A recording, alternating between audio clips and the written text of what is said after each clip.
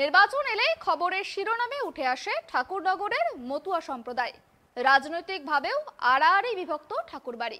গত লোকসভা ও বিধানসভা নির্বাচনে বনগাঁ ও ঠাকুরনগরে ভালো ফল করেছিল বিজেপি। এবারের পঞ্চায়েত নির্বাচনে কি চাইছে ঠাকুরনগর?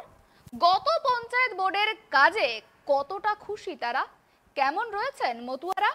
এবার কাদের দিকে যাবে মতুয়াদের ভোট? তৃণমূল কি তাদের হারানো জমি পুনরুদ্ধার করতে পারবে? তারই খোঁজ নিল ট্রাইব টিভি।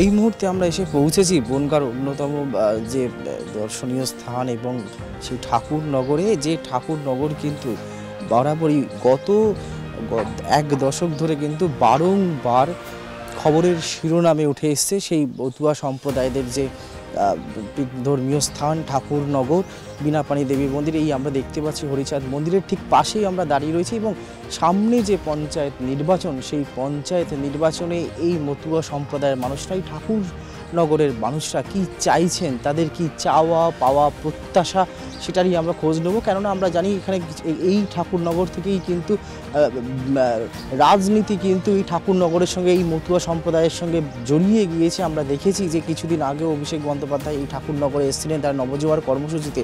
শুধু তাই নয়, এই ঠাকুরনগর থেকেই কিন্তু এই ঠাকুরনগরের এই মতুয়া সম্প্রদায়ের যে বিনাপানি দেবীদের বাড়ি, সেই বাড়িও কিন্তু পুরো আড়াআড়িভাবে রাজনৈতিকভাবে ভাগ হয়ে গিয়েছে। আমরা দেখেছি এর আগে তৃণমূলের সাংসদ ছিলেন মমতা বালা ঠাকুর এবং এই মুহূর্তে এখানকার যিনি সাংসদ রয়েছেন শান্তনু ঠাকুর। ফলে এখানে কিন্তু এই মতুয়াদের যে একটা বড় ভোট ব্যাংক রয়েছে, সেই বড় ভোট ব্যাংক আসন্ন পঞ্চায়েত নির্বাচনে কোন দিকে যাবে, বিজেপির দিকে না তৃণমূলের দিকে, তারই সুযোগ সন্ধান করব আমরা। এবং এখানকার যে মানুষ, এই ঠাকুরনগরের মতুয়া সম্প্রদায়ের যে মানুষরা রয়েছেন, তারা কি চাইছেন আসন্ন পঞ্চায়েত নির্বাচনকে কেন্দ্র করে, তারা কতটা খুশি হয়েছেন, এখানকার সাংসদ বিধায়কদের কাছে কতটা খুশি বা পঞ্চায়েতের কাছে কতটা খুশি, নাকি তারা পরিবর্তন চাইছেন, তারই সুযোগ সন্ধান করব আমরা এই ঠাকুরনগরের বিভিন্ন জায়গায় ঘুরে এবং এখানকার সাধারণ মানুষের সঙ্গে, গ্রামের মানুষদের সঙ্গে কথা বলবো আগামী পঞ্চায়েত নির্বাচনে তারা কি চাইছেন। তারা কি চাইছেন যে তৃণমূল থাকুক, নাকি তারা পরিবর্তন চাইছেন, নাকি পদ্ম ফুল ফুটবে আবারও, সেই তারই সুযোগ সন্ধান করব আমরা।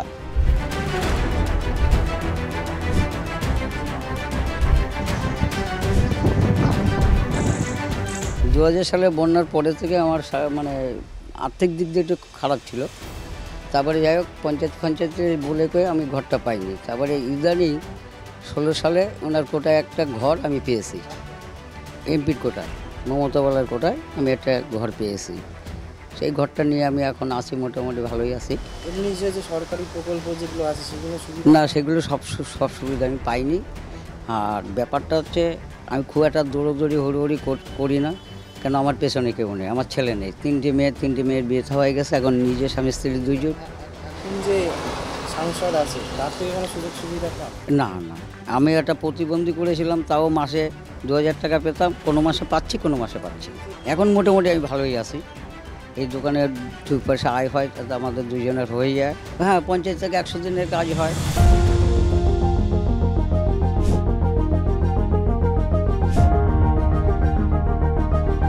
তৃণমূল এবারে বছরে, আগেও কয়েক বছর গেছে, এবারে গত বছরে যে কাজ করেছে কেউ করেনি। হয়তো আমফানের টাকা যে পাবার উপযোগ্য সে পায়নি, অন্য জায়গায় ঢুকে গেছে।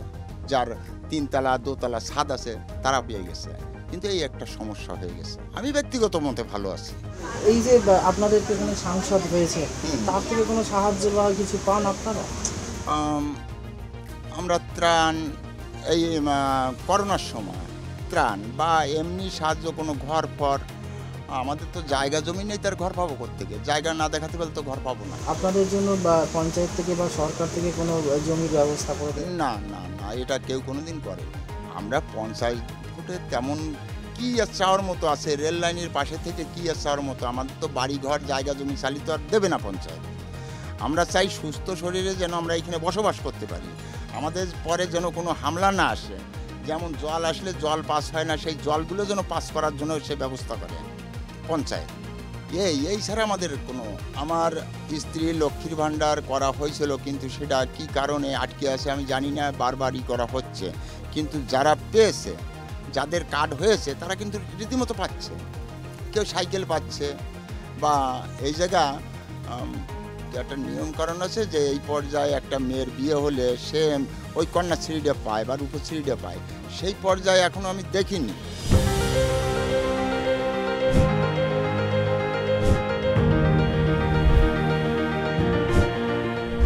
পঞ্চায়েত থেকে আমাদের রেল লাইনের সাইড থেকে আমাদের বলছে তুলে দেবে। আমরা তো সরকারি জায়গায় থাকি, তা আমাদের যদি আরও 5 বছর একটু সময় দেয়, আমরা নিজস্ব জায়গা জমি কিনে বেরিয়ে যেতে পারি। তা আমাদের এই সুবিধাটা দিলে খুব ভালো হয়। পঞ্চায়েতকে আপনারা জানিয়েছেন বা যিনি সাংসদ আছেন? হ্যাঁ, আমাদের সাংসদকে জানিয়েছি, শান্তনু ঠাকুরকে জানানো হয়েছে, কিন্তু উনি কিছুতেই শুনবেন না, এই জায়গা ছেড়ে দিতে বলেছে। পুনর্বাসনের যে দাবি জানাননি, মানে আপনাদের যেহেতু এখান থেকে। হ্যাঁ, জানিয়েছি। আমাদের যে ডিএম, সে বলেছে যে এখানে যখন রয়েছো তোমাদের আরও ভাড়া দিয়ে থাকতে হবে, তুলে দিচ্ছে তো চলে যেতেই হবে। এছাড়া আর কি কি সমস্যা রয়েছে আপনাদের? এই যে সরকারি লক্ষ্মীর ভাণ্ডার বা এইগুলো কন্যাশ্রী আপনারা পান, প্রকল্পের সুবিধাগুলো? হ্যাঁ হ্যাঁ, পাই, কন্যাশ্রী পাই, তারপরে লক্ষ্মীর ভাণ্ডারের টাকাটাও পাই, কিন্তু আমার শাশুড়ির টাকাটা ঢোকেনি, ওনারটা একটু আটকে আছে। এই যে পঞ্চায়েতের কাছে আপনারা খুশি, মানে তাদের ডাকলে উপকারের সাহায্য পান? হ্যাঁ, পাই।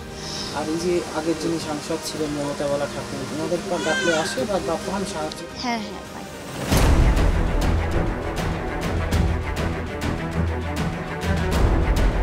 এই মুহূর্তে আমরা রয়েছি ঠাকুরনগরের ঠাকুর বাড়িতে, আর আমরা পেয়ে গিয়েছি এই ঠাকুর বাড়িরই মেয়ে এবং প্রাক্তন সাংসদ, তিনি তৃণমূলের প্রাক্তন সাংসদ মমতাওয়ালা ঠাকুরকে। দিদি, প্রথমেই যেটা আপনার কাছে চলে যাব, সামনেই পঞ্চায়েত নির্বাচন, এই মতুয়া সম্রাট দেখেছি ভোট এলেই এই মতুয়া সম্প্রদায়ের মানুষদের নিয়ে বা এই ঠাকুর বাড়িকে নিয়ে একটা রাজনৈতিক টানাপোড়েন উঠে আসে খবরের শিরোনাম।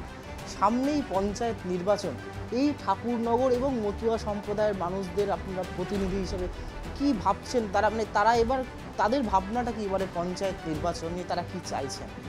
প্রথম কথা হচ্ছে, আপনাদের নমস্কার জানাই, যে আমাদের মতো সম্প্রদায়ের মানুষ মাননীয় মুখ্যমন্ত্রী মমতা বন্দ্যোপাধ্যায় যে উন্নয়ন করেছে মতোদের জন্য, হ্যাঁ, যদি বলতে পারেন যে 2019-এ অনেকটা হিন্দুত্বর সেই দিকে, এবং সিপিএমের যে ভোটগুলো ছিল টোটালটাই কিন্তু বিজেপিতে চলে গেছিল। সেখানে আমাদের ছিল কিছু মতো ধর্মের লোকও ছিল, যে অস্বীকার করবেন, SC/ST সমাজের মানুষ ছিল। কিন্তু 2021-এ দেখেন আবার কীভাবে রেজাল্ট হয়েছে, এবং পঞ্চায়েতে দেখবেন যে বিশেষ করে যেখানে যেখানে আমাদের মতো সম্প্রদায়ের মানুষ আছে, এবং আমি তো যাচ্ছি বিভিন্ন জায়গায় প্রচারে, তারা সবই মাননীয় মুখ্যমন্ত্রী মমতা বন্দ্যোপাধ্যায় থাকবে তার হাতে। আমরা তার উন্নয়নটা যে, এবং বিশেষ করে মতোদের জন্য যে উন্নয়ন করেছে উনি, যে হরিগুরুচাঁদের নামে ইউনিভার্সিটি করা, এবং পিয়ার ঠাকুর গভর্নমেন্ট কলেজ করে দেওয়া, ঠাকুরের শ্রী শ্রী পূর্ণব্রহ্ম হরিচাঁদ ঠাকুরের জন্মতিথিতে ছুটি ঘোষণা করা, এবং যে মতো ওয়েলফেয়ার বোর্ড করে দেওয়া, এবং ইতিহাসের পাতায় ঠাকুরের যে জায়গা পেয়েছে নৌশূদ্র আন্দোলন করে, একের পর একটা আরও অনেক কিছু আছে যেটা মাননীয় মুখ্যমন্ত্রী মমতা বন্দ্যোপাধ্যায় করেছে। মানুষ সেটাকে জানে, এবং দিদির যে উন্নয়ন তার পাশে তারা আছে, এলাকার উন্নয়নের জন্য দিদির হাতকে বলে শক্ত করবে। আমরা জানি যে 80% লোক তৃণমূলের সঙ্গেই আছে। এই যে সাংসদ, বর্তমান যিনি সাংসদ রয়েছেন, তার সেই জায়গায় দাঁড়িয়ে এই ঠাকুরনগর বা গোটা রাজ্যে বা যেখানে মতুয়া সম্প্রদায়ের মানুষরা রয়েছেন, সেই জায়গায় দাঁড়িয়ে কি এবারের পঞ্চায়েত নির্বাচনটা কি কিছুটা হলেও তৃণমূলের কাছে বা আপনাদের কাছে একটু চ্যালেঞ্জিং হবে, যেহেতু ঠাকুরবাড়িরই এক সদস্য এখন বিজেপির সাংসদ এবং মন্ত্রীও ছিলেন? প্রথম কথা হচ্ছে যে মিথ্যে প্রশ্রয় নিয়ে রাজনীতিতে ঢুকেছে। রাজনীতি প্রথম থেকেই রাজনীতি গুরুচাঁদ ঠাকুরের শিক্ষা ছিল, যেটা যে রাজনীতি আমাদের করতে হবে, রাজনীতি ছাড়া, রাজশক্তি ছাড়া কোনো কিছু করা সম্ভব নয়। এবং উনিও রাজশক্তিকে ধরে এই জাতিকে শিক্ষায় এগিয়ে নিয়ে গেছিল, চাকরি বাকরি আরক্ষণ যা কিছু সেটাকে উনি এগিয়ে নিয়ে গেছিল। এবং রাজনীতি করাটাই অন্যায় নয়, রাজনীতিটা হচ্ছে মানুষের সেবা করার নীতি। দেশ সেবা করার নীতি হচ্ছে রাজনীতি। কিন্তু আমি কীভাবে রাজনীতিটা করবো সেটা হচ্ছে বড় কথা। আজকে মিথ্যে প্রশ্রয় দিয়ে, মানুষকে আশ্বাস দিয়ে, যারা আমাদের গোসাই পাগল সাধু এবং আমার হরি ঠাকুর গুরুচাঁদ ঠাকুরকে তাদের মাথায় হাত দিয়ে সে নিজেই বলেছিল শান্তনু ঠাকুর আমি ভোটে দাঁড়াবো না, ঠাকুরবাড়ি রাজনীতি মুক্ত করব, আপনারা আসুন আমাকে 7 দিন। এবং অনেকেই তাকে বিশ্বাস করেছিল তখনই, তারা ভেবেছিল যে সত্যি হয়তো ও রাজনীতি মুক্ত করবে। কিন্তু লাস্ট অবধি দেখা গেল সেই আবার বিজেপির থেকে ভোটে দাঁড়িয়ে ভোটে জিতলো। কিন্তু মানুষের কি পরিষেবা দিয়েছে তারাই এখন বলছে, যারা তাকে ভোট দিয়েছিল তারাই এখন বলছে যে আমরা কাকে ভোট দিয়েছি। আমরা না তার সঙ্গে দেখা করতে পারি, না তার কোনো উন্নয়ন আমরা পাচ্ছি, উন্নয়ন আমরা কখনোই কোনো কিছু পাইনি, দেখিনি। এবং যে বিহেভিয়ার এবং সেদিনকে করলো, মানুষ তার থেকে অতিষ্ঠ হয়ে গেছে তার ব্যবহারে। যে একটা ঠাকুরবাড়িতে কেউ আসবে সেখানে পুজো দিতে পারবে না। ভারতের প্রধানমন্ত্রী এসেছিল, আমরা তো বাধা দেইনি। স্বরাষ্ট্রমন্ত্রী এসেছিল, আমরা বাধা দেয়নি। সেই দিনকে শুভেন্দু অধিকারী এসেছিল ঠাকুরবাড়িতে, আমরা তো বাধা দেয়নি। আমি যদি ঠিক এই জায়গাটাতে, যেহেতু আপনি প্রসঙ্গটা তুললেন, যেটা আমরা জানি কিছুদিন আগে অভিষেক বন্দ্যোপাধ্যায় ঠাকুরবাড়িতে এসেছিলেন এবং একটা অস্বস্তিকর পরিস্থিতি তৈরি করা হয়েছিল।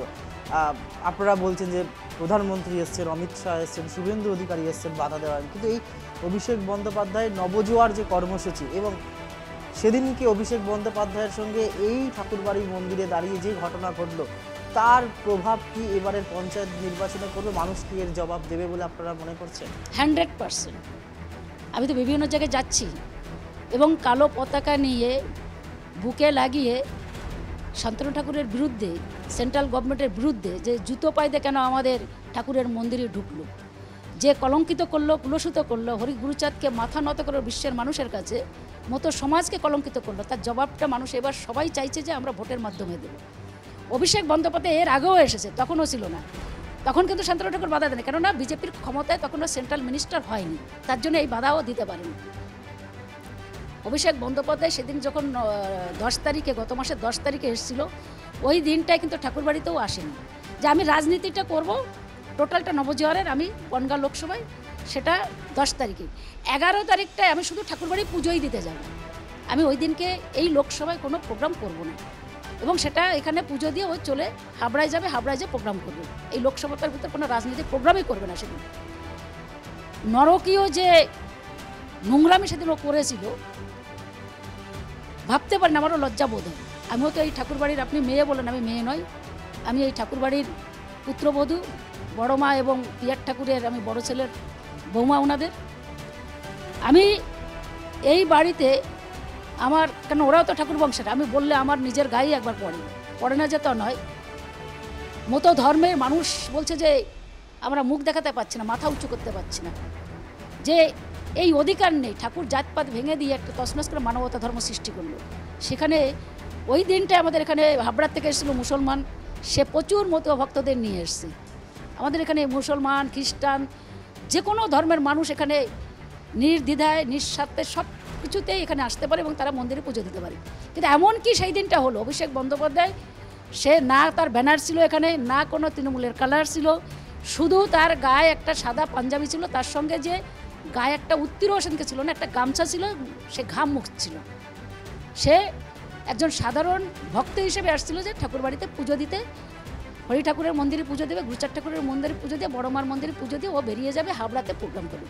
কিন্তু সেই দিনটে যে ধরনের ঘটনা ও ঘটালো, আজকে যদি আমার মনে হয় বিজেপির সেন্ট্রাল বাহিনীর যে জুতো পায়ে দিয়ে মন্দিরের ভিতরে ঢুকে যে ঠাকুরের মালা, ফল ফুল, যেভাবে মিষ্টি যেভাবে ছুঁড়ে ছুঁড়ে ফেলে দিল, এবং বিশেষ করে মায়েদের উপরে যে অত্যাচারও সেদিন করেছিল, দরজা লাগিয়ে শিপ্রা বিশ্বাস তাকে যখন মারলো, সে মতো ঘরের বৌমা এবং সে মতো ঘরেরই মেয়ে, ইলাও মতো ঘরের মেয়ে, এবং ওই দিন সব ঠাকুরের ভক্ত হিসেবেই কিন্তু সেখানে এসেছিল। ওই দিনটায় যেভাবে নোংরামি করলো, আমার ঠাকুরের অপমান করলো, মানুষ তার জবাব দেবে। আমরা মনে করি যে তারা চাইছে যে বিজেপি আর নয়, কেননা বিজেপির থেকে আজকে যদি ক্ষমতায় না দিত, নরেন্দ্র মোদী আজকে যদি ভারতের প্রধানমন্ত্রী ওকে যদি সেন্ট্রাল মিনিস্টার না করতো, তাহলে এই ধরনের কাজও করতো না।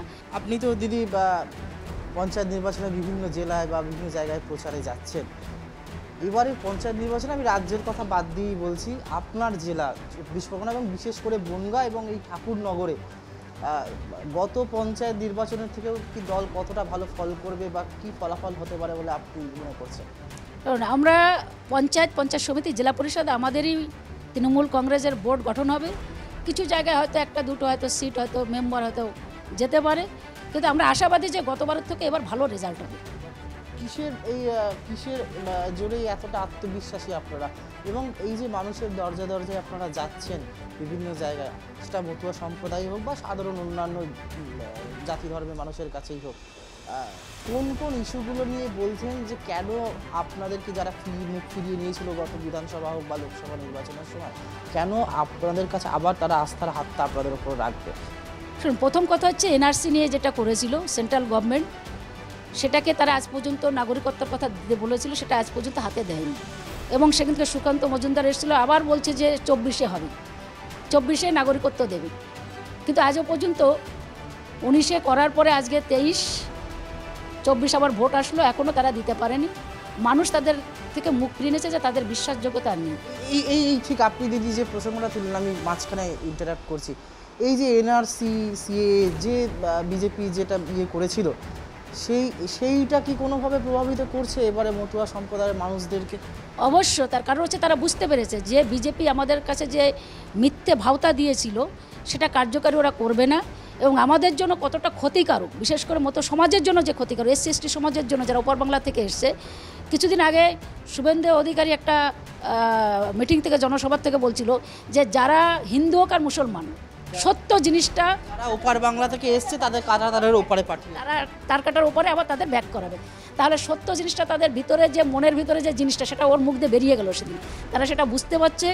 এবং আর একটা জিনিস ছিল, সেটা হচ্ছে হিন্দুত্বের যে সুশ্রুতিটা দিয়েছিল আরএসএস বিভিন্ন জায়গায়, যে বিজেপির যে তারা ভিতরে ঢুকে মানুষকে বুঝিয়েছিল যে ওপার বাংলা থেকে তোমরা এসছো মুসলমানের মার খেয়ে, এটাও আবার মুসলমানের দেশ হয়ে যাবে, তোমরা আমাদের ভোট দাও, আমরা হিন্দুত্ব রাজত্ব করব। এই যে কথাগুলো, এই যে হিন্দু মুসলমানের, দেখেন কংগ্রেসের ভারতবর্ষে যখন সরকার ছিল, মনমোহন সিং তার প্রধানমন্ত্রী, এই যে হিন্দু আর মুসলমানের কিন্তু এই যে গোলমাল, যে দাঙ্গা, আমাদের ভিতরে সাম্প্রদায়িক যে দাঙ্গা, এটা কিন্তু ছিল না। কিন্তু এই বিজেপি ক্ষমতায় 14 পরের থেকে আসায় দেখেন কিভাবে এটা ভারতবর্ষে বেড়েছে, মানুষ এটা বুঝতে পারছে, মানুষ অনেকটাই ব্যাক করেছে। এবং তাদের উন্নয়ন, মাননীয় মুখ্যমন্ত্রী মমতা বন্দ্যোপাধ্যায় যে উন্নয়ন করেছে, আমি আজকে যেখানে গেছিলাম সেখানে প্রায় 4 থেকে 5টা মেম্বার বিজেপির, কোনো কাজ নেই। তারা চাইছে যে না, আমরা চাই যে তৃণমূলকে আমরা ক্ষমতায় নিয়ে আসব। তারাই বলছে আমাদের ভোটের প্রচারে যে আমাদের উন্নয়ন করতে হবে, দিদির যে উন্নয়ন, সেই উন্নয়নটা আমাদের কাছে আমরা পৌঁছানি, আমরা মেম্বার আমাদের ছিল না, তার জন্য আমরা টিএমসিকে জেতাবো। একদমই দেখলাম, আমরা কথা বলছিলাম এই ঠাকুরবাড়ি পুত্রবধূ এবং প্রাক্তন সাংসদ মমতাবালা ঠাকুরের সঙ্গে। তিনি আত্মবিশ্বাসের সঙ্গে বলছেন যে এই ঠাকুরনগর থেকে শুরু করে গোটা বনগাঁ এবং গোটা রাজ্যেই মুখ্যমন্ত্রী মমতা বন্দ্যোপাধ্যায় যে উন্নয়নের জোয়ার, তাতে মানুষ আবার আস্থা রাখবে। শুধু ঠাকুরনগরে যে গত লোকসভা বা বিধানসভা নির্বাচনে যে মানুষরা এই বিজেপির দিকে চলে গিয়েছিলেন, তারা এই মমতা বন্দ্যোপাধ্যায়ের এই উন্নয়ন এবং বিজেপির যে এনআরসি সিএ এর যে মিথ্যে প্রতিশ্রুতি এবং যে কথা তারা এই বলেছে, তার প্রভাব এবারে ভোটে তো অবশ্যই পড়বে এবং মানুষ আবারও তাদের দিকে ফিরে আসবে। এবং গত 2-3 দিন আগে অভিষেক বন্দ্যোপাধ্যায়ের সঙ্গে এই ঠাকুরবাড়িতে যে দুর্ব্যবহারের ঘটনা ঘটেছিল, যে অস্বস্তিকর পরিবেশ তৈরি হয়েছিল, তার জবাব আগামী 8ই জুলাই পঞ্চায়েত নির্বাচনে এই ঠাকুরনগর এবং গোটা রাজ্যের মতুয়া সম্প্রদায়ের মা বোন সকলে তার জবাব ব্যালট বক্সেই দেবে। এই ব্যাপারে কিন্তু যথেষ্ট আশাবাদী এই ঠাকুরবাড়ির পুত্রবধূ এবং প্রাক্তন সাংসদ মমতাবালা ঠাকুর থেকে শুরু করে জেলা এবং গোটা বনগাঁর তৃণমূল শিবির।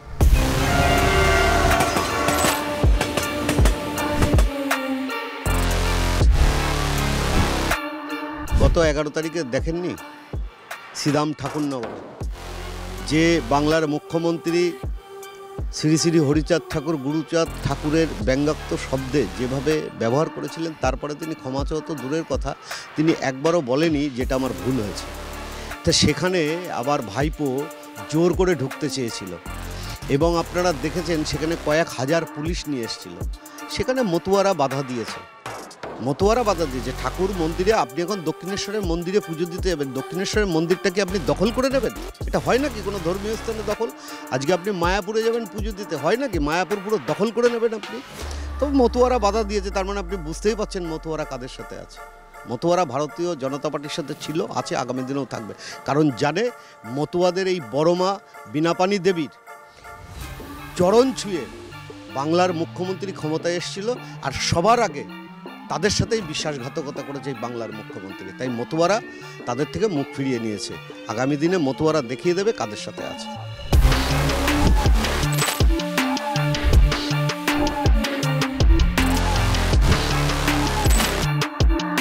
এতক্ষণ আমরা ছিলাম হচ্ছে এই বনগাঁ ঠাকুরনগর যে মতুয়া সম্প্রদায়কে নিয়ে, সেই তাদের এলাকায় ঠাকুর বাড়িতে আমরা ছিলাম এবং এখানকার যে মানুষ এই মুহূর্তে আমরা রয়েছি এই মতুয়া সম্প্রদায়দেরই অন্যতম বাসস্থান এই শিমুলপুর গ্রাম পঞ্চায়েতের পিয়ারপল্লী রেল কলোনিতে, এবং এখানে মানুষজনদের সঙ্গে কথা বলেছিলাম এবং এখানকার যিনি প্রাক্তন সাংসদ এবং এখানকার মমতাবালা ঠাকুর তৃণমূল নেত্রী, এছাড়াও বিজেপির বিভিন্ন নেতাদের সঙ্গে কথা বললাম, গ্রামবাসীদের সঙ্গে আমরা কথা বললাম। তারা কিন্তু বলছেন এখানে কিন্তু সেইভাবে বিজেপির বা এই বর্তমান যিনি সাংসদ রয়েছেন শান্তনু ঠাকুর, তার থেকে খুব একটা সুবিধা না পেলেও আশায় ভরসায় তারা সব সময় কিন্তু এই বর্তমান যে পঞ্চায়েত রয়েছে তাদের কাছে খুশি, তাদের কাজ পেয়েছেন এবং সরকারি বিভিন্ন প্রকল্পের টাকাও রয়েছে এবং তারা বলছেন এখানে যথেষ্ট উন্নয়ন হয়েছে এবং এখানকার মানুষ, এই মতুয়া সম্প্রদায়ের মানুষরা কিন্তু মোটের ওপর ভালোই আছেন এবং তারা চাইছেন যে পঞ্চায়েত বোর্ড ছিল তারাই আবার ফিরে আসুক। এবং তবে যেটা আমরা কথা বলে যেটা জানতে পারলাম এখানকার সাধারণ মানুষ এবং নেতৃত্বের সঙ্গে,